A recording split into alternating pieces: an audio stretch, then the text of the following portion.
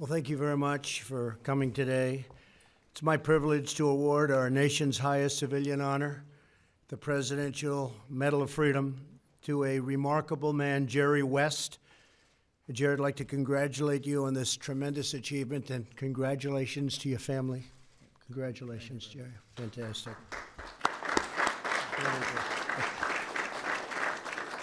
We're delighted to be joined by Jerry's wife, Karen, and their wonderful family. And thank you very much, everybody. Well, look at that family, huh? You did a good job. It's beautiful. We're also pleased to have with us Senator Joe Manchin and Governor Jim Justice, two terrific people. Jim, thank you. Stand up, Jim, in case I can't see you. Now you can see him. That's great. Great to have you. Joe, thank you very much. Thank you both for being here. They're busy. They're very busy people, and I think we're going to meet on a certain subject later on, Joe, and that's good. Jerry was born in Cheyenne, West Virginia in 1938, the fifth of 6 children. He grew up hiking in the woods, fishing in the clear water, and exploring the beautiful mountains of West Virginia, a great, great state. I shouldn't say this, Joe, but I won it by 43 points. That's a lot. We love West Virginia. Probably helped you getting this award today. When you come from West Virginia, we like you, Jerry. But the more than anything else, what Jerry liked doing is playing basketball in West Virginia. And starting at age 6, he taught himself on the dirt surfaces of his neighborhood's backyard. When it rained, his sister would call him and say it's called the mud wallow. Do you remember that at all, Jerry? The mud wallow. Absolutely. But nothing ever stopped him. Jerry later reflected that everything I did, I tried to do perfectly, not just well, but perfectly, and it hasn't changed, I don't think, too much, has it? We ended a great, great senior year. Jerry spent it in high school with a West Virginia scoring record of 1,501 points. Approximately 60 major colleges and universities tried to recruit Jerry, but he decided very intelligently to stay in West Virginia, and he went to West Virginia University in 1956. Donning his famous number 44 jersey, he set 17 Mountaineer records, was named the NCAA's most outstanding player in 1959, and was a 2-time consensus All-American. Wow. West Virginia won 87% of the games in which Jerry was in the lineup and won the Southern Conference all 3 years he played varsity. After graduating, Jerry played on the 1960 USA Olympic team, which swept every matchup, including a much-anticipated showdown with the Soviet Union. In that game, Jerry was the highest scorer, accounting for nearly a quarter of America's points. And to this day, the Olympic gold medal is his most prized possession. Is that still so? That's right. Well, that's pretty good, Joe. You have plenty of possessions. I don't know. Maybe we'll top it today. I don't know. We're going to see. Jerry then joined the Los Angeles Lakers. We all know that. And in the years that followed, he was to become a legend and made plays that will be remembered forever. I know many of them. In a January 1962 game against the New York Knicks, Jerry scored nearly half of the Lakers' total, setting a personal scoring record of 63 points in less than 40 minutes. In Game 3 of 1962 finals against the Celtics, Jerry rallied the Lakers and tried very hard, I will tell you. He tried so hard, and it was a great rally, and he was up 115 with only 3 seconds left. The Celtics had the ball, and Sam Jones, he was a good one too, wasn't he? Huh? Sam Jones. They were all good on that team. Passed to the legendary Bob Cousy, who was here a few weeks ago. And I don't know if he'd want this story told, so we'll tell it very quietly. But Jerry suddenly rushed forward, stole the ball before it reached Cousy, and made a layup in the final second to win the game. In that iconic 1962 season, Jerry earned the nickname of Mr. Clutch, a name that stuck. Over the course of his 14 NBA seasons, he broke the record for the most points scored in the history of the Lakers, was named the NBA Finals MVP, and was inducted into the Basketball Hall of Fame. But perhaps the greatest commemoration of his legacy was the legendary playing career, the NBA logo. Today, the silhouette of Jerry West is displayed on every uniform, court, and basketball in the league. Still the same one, Jerry, right? We don't want him to change it, do we? Better not change it. I don't know. You never know. After his playing career ended in 1974, Jerry went on to coach the Lakers for 3 seasons and later served as general manager and executive vice president of basketball operations for nearly 20 years. In the summer of 1996, he succeeded in securing both Kobe Bryant and Shaquille O'Neal, 2 truly great players, creating an unstoppable force in the NBA. Under his management, the Lakers won 4 championships, and he was named Executive of the Year in 1995. Jerry went on to serve as the president of basketball operations for the struggling Memphis Grizzlies, where he took them to the playoffs 3 times and was named Executive of the Year again in 2004. He then joined the executive board of the Warriors. Recently, he became a consultant for the Clippers and helped sign Kawhi Leonard, who really has played, he's some player. We were talking about that. And the combination of the 2 of them is going to be a very interesting season. I think you're pretty proud of that group, huh? Yes. We're going to see. You had some great ones. Jerry is one of the greatest negotiators, managers, and executives in the history of the NBA.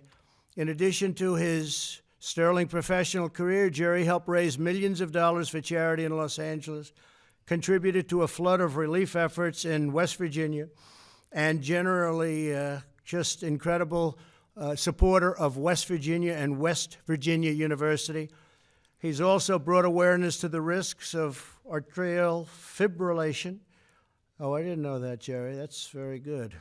That's big stuff for you, right? That's very good. That's very good. And is a passionate supporter of our nation's veterans. Jerry works harder than just about anybody I can imagine helping our nation's veterans. Jerry West is one extraordinary American, and I'd now like to ask the military aide to come forward and present Jerry Allen West with the Presidential Medal of Freedom. This is so richly deserved. Thank you very much. Thank you, Jerry. Congratulations.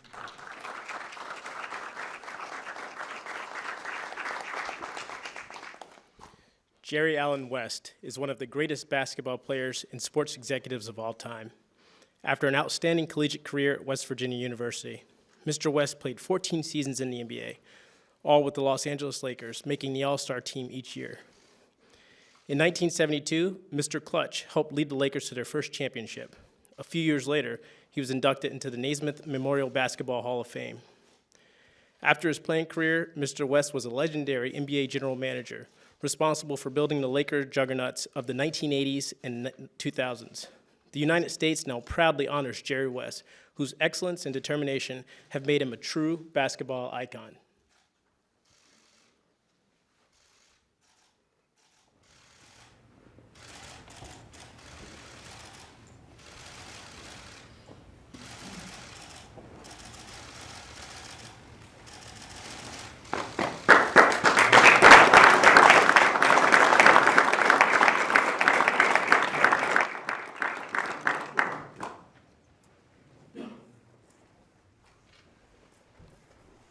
First of all, thank you, Mr. President.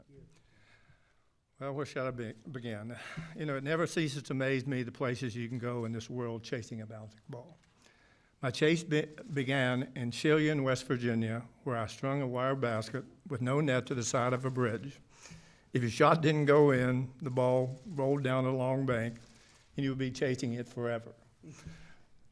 So you better make it. I was a dreamer. My family didn't have much, but we have a clear view of the Appalachian Mountains, and I'd sit alone on our front porch and wonder, if I ever make it to the top of that mountain, what will I see on the other side? Well, I did make it to the other side, and my dreams have come true. I've been able to see the sides thanks to that bouncing ball.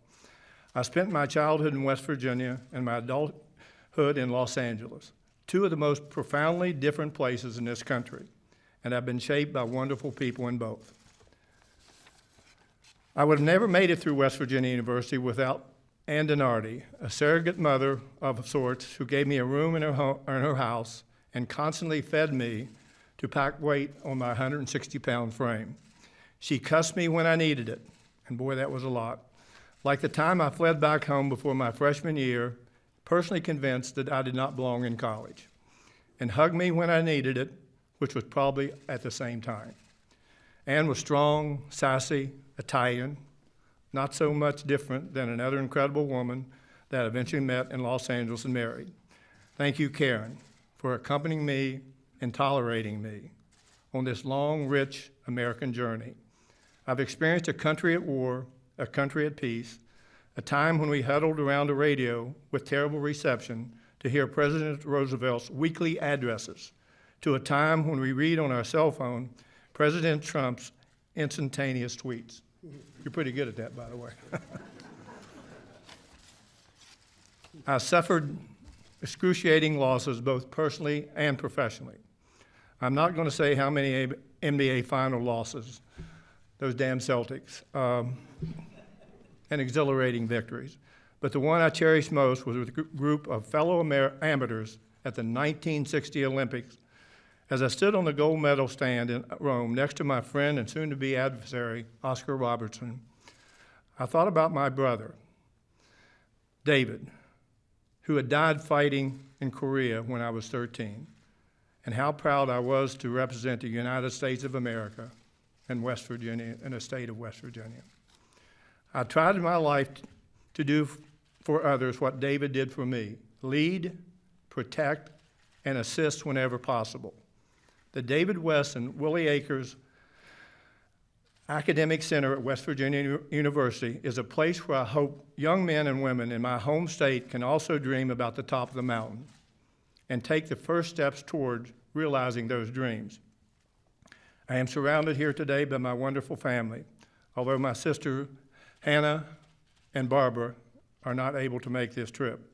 I've been blessed with 5 remarkable sons: David, Michael, Mark, Ryan, and Johnny. I've been privileged to work for 4 fantastic basketball franchises: the Los Angeles Lakers, where I celebrated the most memorable triumphs, where I mourned the most painful setbacks, and partnered with a true visionary, Jerry Buss, who changed the landscape of professional sports. Michael Heisley, the Memphis Grizzlies, gave me an opportunity to rebuild a franchise looking for its way. The Golden State Warriors, where I witnessed some of the most beautiful basketball ever played, alongside a most unique and successful ownership group. And now the LA Clippers. I work with an incredible and an inspirational leader, Steve Ballmer. And maybe I'm being prejudiced, but the best staff that I've ever known. I've had many great coaches and teammates that I will never forget. As a player, I was flanked by the great Elgin Baylor, the most supportive and the greatest player of that era. And later, the great Wilt Chamberlain. As an executive, I've been just as fortunate. I have been involved with truly incredible groups of the greatest players who have ever played this game: Kareem, Worthy, Magic, Shaquille, Kobe with the Lakers,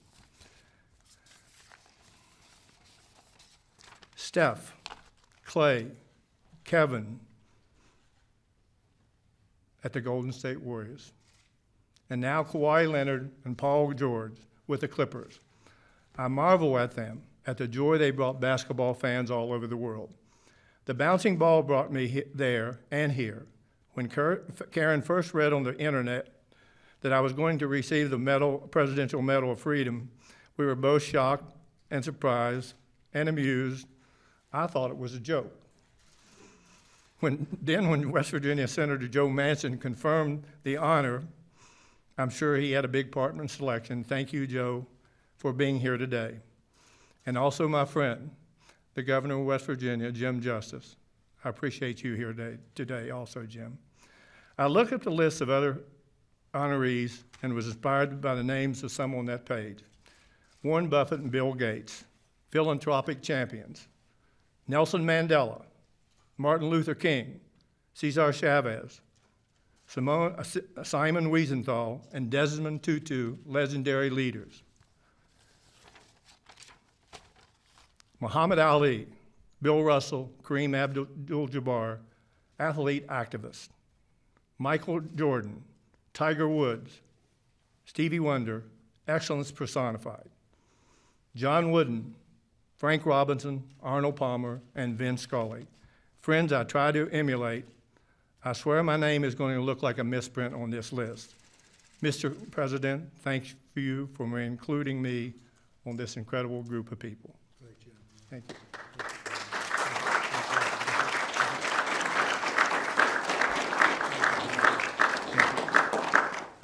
Congratulations to Jerry. Also, Johnny, congratulations on your marriage to a great golfer, Michelle Lee, who's here today. And thank you, Michelle, for being here. Thank you, everybody.